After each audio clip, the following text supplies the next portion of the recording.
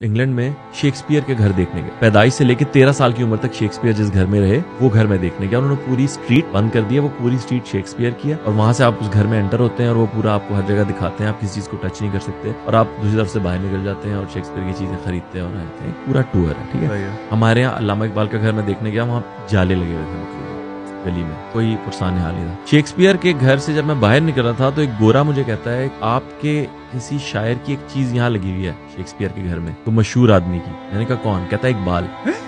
जी।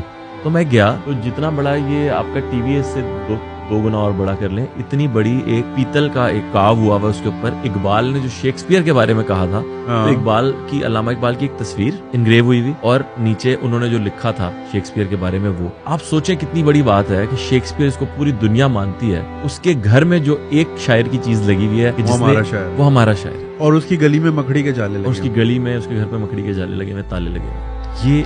ये हाल है। हमने सारा अपना जितना भी जो हमारा वाकई कल्चर है हमने जाया कर दिया, बिल्कुल जाया कर दिया। और इस बारे में कोई भी बात करने को तैयार नहीं।